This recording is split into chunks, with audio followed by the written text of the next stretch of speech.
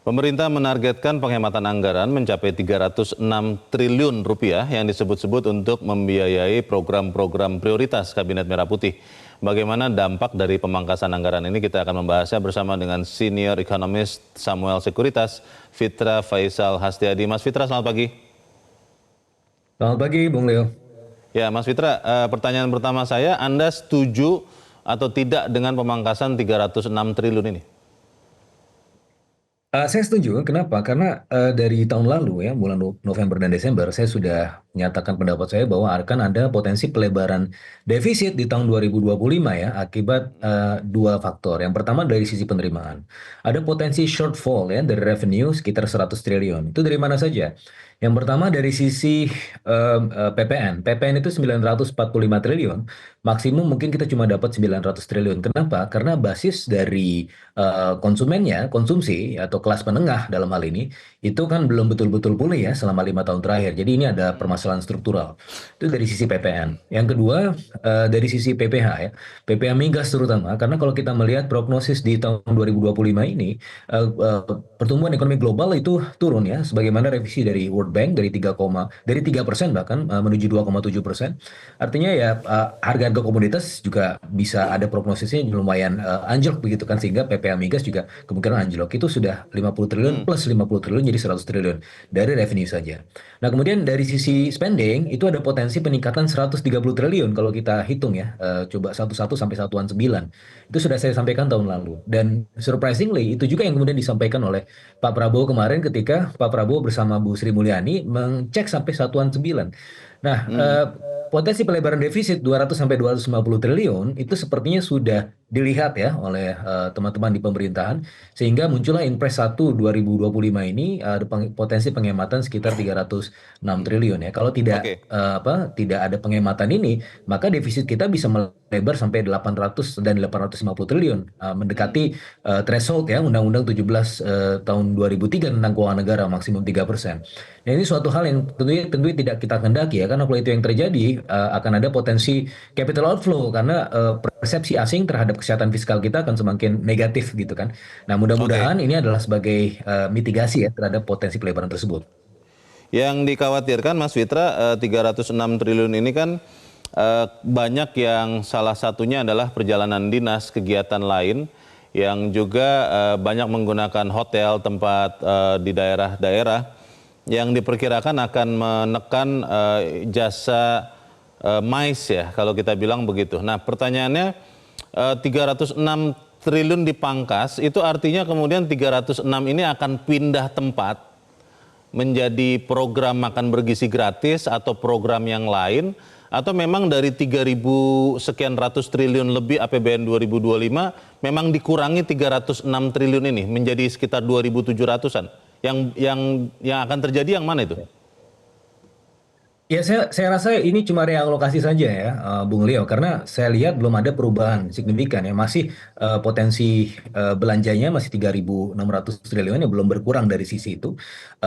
Sementara ya pemerintah sudah mulai fokus ya pada sektor-sektor yang betul-betul prioritas dan bisa kemudian membangkitkan dampak pengganda ekonomi yang lumayan signifikan. Karena kalau kita lihat ya, memang ada heads up-nya ya, sebagaimana tadi kekhawatiran Bung Leo, bahwa mungkin yang sektor mais ya, bisa kita lihat padanannya di akhir tahun lalu, tahun 2024, di mana Iya. spending dari pemerintah waktu itu agak terbatas karena memang adaptasi birokrasi. Tapi dimulai dari bulan November yang harusnya industri yang terkait, misalnya ya, industri bohlam lampu ya, itu saya melihat bulan November, Desember itu tidak terlalu naik ya, signifikan, karena memang okupansi hotel ya dalam hal ini yang biasanya digas oleh pemerintah di akhir tahun, itu tidak kemudian naik signifikan. Nah, ini heads up untuk tahun ini ya kalau misalnya ada pengalian itu. Tapi saya melihatnya begini, Mas Rio ya, kalau mais itu sangat tergantung oleh pemerintah, berarti itu tidak sustainable. Kita harus membuat ekonomi kita itu lebih independen ya, apalagi pasca COVID. COVID nggak apa-apa lah disusui ya oleh Hmm. APBN. Tapi setelah COVID ya, ini perlu disapih ya. Jadi sebagaimana anak maksimum 2 tahun ya kalau disusui, ini Ya. perekonomian kita setelah COVID ya perlu disapih juga sehingga lebih independen. Dan Hmm. fokusnya kepada sektor-sektor yang memang bisa membangkitkan konsumsi. konsumsi. Sebagaimana presidennya tahun 2024 di kuartal 1 itu kita bisa tumbuh 5,11%, di atas rata-rata pertumbuhan 10 tahun Oke, 5,07% ya, yang exclude baik. pandemic time. Artinya kalau kita bisa fokus ke konsumsi, sebagaimana pelajaran kita di Q1 2024, itu akan sangat memadai untuk kemudian bisa menjaga ekonomi kita di atas 5%. Di sisi yang lain ya tanpa kemudian mengorbankan defisit anggaran gitu, Oke. Bung Leo. Pertanyaan besarnya adalah kalau memang target pertumbuhan ekonomi Prabowo Gibran dalam 5 tahun, Mas Fitra, adalah 8%. Lalu kita lihat kabinet yang terbentuk sekarang itu jauh lebih besar daripada kabinet-kabinet yang lalu. Tapi diminta untuk memangkas anggaran. Anggarannya harus lebih kecil dibandingkan sebelumnya. Ini masuk akal atau tidak? Tapi kita harus jeda dahulu dan pemirsa tetap bersama kami. Zona Bisnis segera kembali.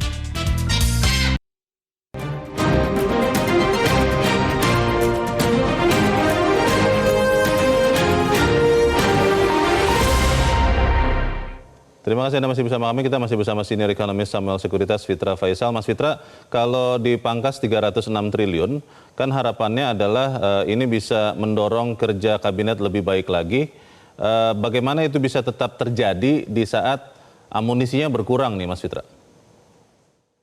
Ya, kalau sesuai dengan Undang-Undang 17 tahun 2003 tentang keuangan negara, money follow function, artinya memang setiap tahun anggaran itu harus di-set dari nol, bukan dari landasan anggaran tahun lalu gitu kan. Biasanya kan Kementerian itu bikin anggaran tahun lalu dapat berapa, ini naikkan 10%, 20%, dapat 100 triliun, nanti besoknya harusnya 110 triliun, kan nggak seperti itu ya. Ya, Harusnya di-set dari nol. Sebenarnya fungsinya buat apa sih? Terus akhirnya kalau misalnya kita melakukan pola seperti itu terus, di setiap akhir tahun pemerintah akan selalu tergopoh-gopoh untuk mencoba untuk menghabiskan anggaran yang seharusnya nggak perlu dihabiskan ya secara tergopoh-gopoh, tapi karena memang dibuatnya secara apa namanya dengan cara inflasi seperti itu, makanya itu tidak kemudian efisien. Nah ini kemudian dilihat ya melalui Impres tahun 2025 nomor 1 ini, bahwa ya efisiensi itu menjadi satu patron penting, sebagaimana juga Donald Trump itu melalui Department of Government Efficiency juga melakukannya, Javier Milei juga melakukannya gitu di Argentina. ya, Jadi ini sudah ya. merupakan suatu bentuk ya efisiensi yang menjadi fenomena global gitu, Bung Leo. Kalau kita lihat kan sebetulnya kalau pemangkasan ini tujuannya adalah untuk merealokasi anggaran, artinya kan 306 triliun ini tidak menjadi berkurang dari pengeluaran negara, pindah ke pos yang lain. Artinya bukan efisiensi juga. Bagaimana Mas Fitra? Ya, efisiensi itu dalam hal bagaimana ada outcome-nya, ada value for money-nya gitu kan. Jadi jangan sampai kemudian ini habis buat ATK. Memang ada dampak ekonominya, tapi tidak akan kalah besar kalau misalnya 20 triliun misalnya dialokasikan untuk bangun sekolah. Itu kan dampak multiplier bisa jadi lebih tinggi.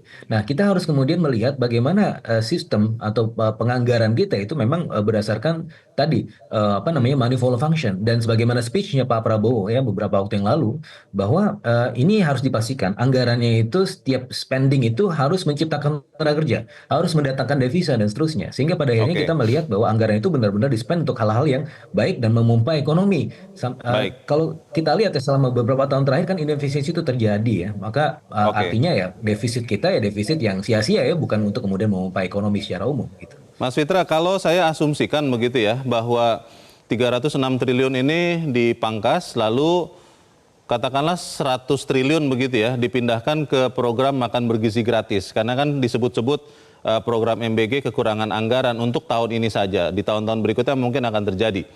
Apakah efek dari program MBG ini kepada pertumbuhan ekonomi bisa menutupi, bisa mengimbangi dari efek perlambatan ekonomi yang terjadi karena pemangkasan anggaran, salah satunya misalnya perjalanan dinas.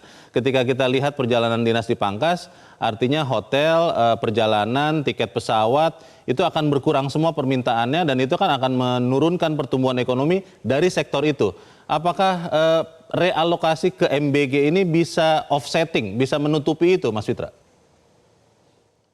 Ya, saya rasa hitung-hitungannya demikian, Bung Leo. Karena kalau kita lihat misalnya di kuartal 1 tahun lalu ya, bagaimana pemerintah itu fokus spending untuk konsumsi, dan itu implikasinya di kuartal 1 tahun lalu 5,11% pertumbuhan ekonomi. Dan memang betul ada potensi pelemahan ekonomi ketika kita mengalihkan anggaran itu ya. Tetapi di sisi yang lain, kalau misalnya ini dialihkan bukan hanya untuk MBG ya, tapi untuk sektor-sektor lain yang lebih prioritas, fokus kepada konsumsi, MBG salah satunya. Tapi mungkin tidak semuanya di-spend ke sana ya. Karena biar bagaimanapun ini masih ada learning curve-nya ya, tidak serta-merta kemudian harus dihabiskan semua untuk MBG. Ada program-program prioritas lain ya untuk fokus kepada Ya. insentif untuk UMKM, kemudian untuk industri padat karya dan seterusnya, yang mana ini kemudian memberikan efek multiplier yang jauh lebih besar ya ketimbang kalau Baik. misalnya ini di-spend untuk hal-hal yang terkait dengan kedinasan tersebut. Begitu Bang Oke. Will. Bagaimana memastikan bahwa pemangkasan anggaran ini benar-benar efektif, tidak ada lagi pat gulipat ini, Mas Fitra? Nah, ya memang kan dalam setiap anggaran itu ada celah-celahnya korupsinya. Nah, maka Hmm, dalam hal ini saya rasa pemerintah dalam hal ini leadership dari Pak Prabowo ini harus betul-betul mengakar. Kalau tidak ya bakalan ada celah-celah kebocoran yang menganga di setiap lini gitu kan, dan ini menjadi oke. permasalahan kita setiap waktu. Nah, cara untuk menguranginya adalah jangan sampai pemerintah melakukan penghabisan anggaran di akhir tahun, itu kemudian celah korupsinya di situ kan, asal anggaran Hmm, habis. Jadi hmm. sekarang patronnya adalah bukan asal anggaran habis, tapi anggaran itu buat apa dan dampak ekonomi seperti apa. Mudah-mudahan itu bisa jauh lebih efisien dan bisa kemudian menutupi celah-celah korupsi, Bang Baik. Will. Kita harap itu yang terjadi supaya kemudian anggaran ini benar-benar efektif untuk kesejahteraan rakyat. Terima kasih Mas Fitra Faisal sudah mencerahkan kami pagi ini. Selamat pagi, Mas. Jelajahi cara baru mendapatkan informasi. Download Metro TV Extend sekarang.